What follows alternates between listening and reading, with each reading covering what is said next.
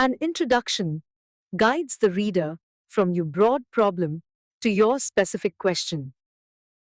It explains why the topic matters for patients, students, or healthcare services. It summarizes what is already known from key studies, not every detail.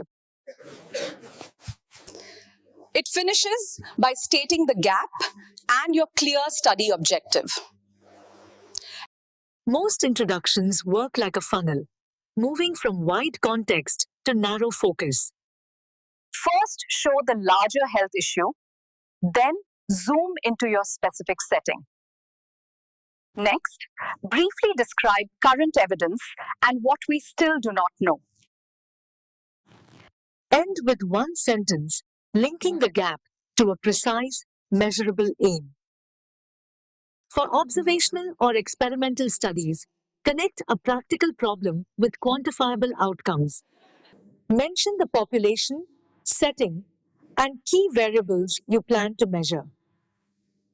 Highlight limitations in existing data, such as small samples or missing allied roles.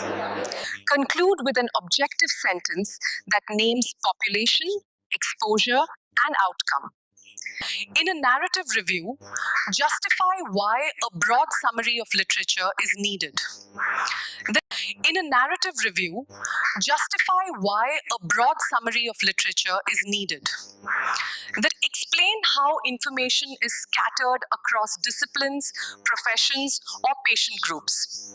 Clarify the boundaries of your review, including topics you will not cover. End by stating how this review will organize evidence and highlight practical implications. For systematic reviews, start from a focused clinical or educational uncertainty. Show that existing studies give conflicting results, are biased, or underpowered.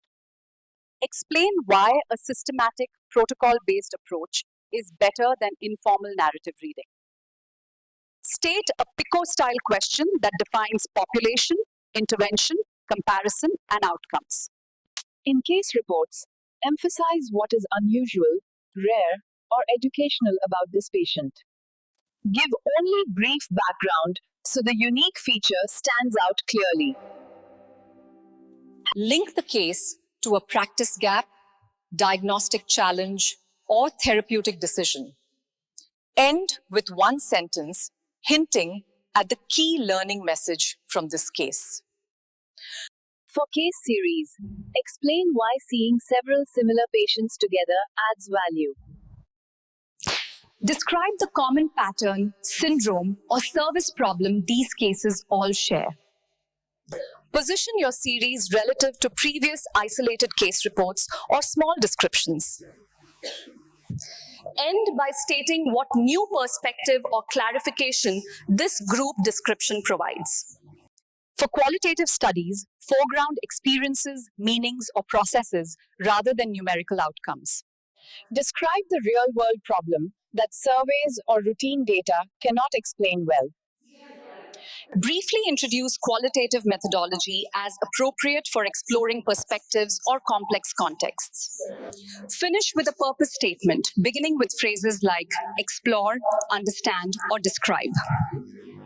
For audits or quality improvement, start from an explicit standard or guideline. Show how current practice in your setting falls short of that standard. Explain why closing this gap matters for patient safety, efficiency, or learning. State an objective, including baseline measurement, intervention, and planned remeasurement. Common introduction mistakes include writing a mini textbook with no clear focus.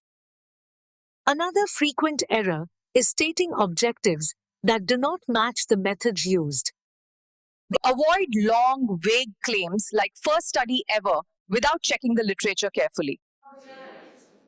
End every introduction with one concise, objective paragraph the whole team agrees on.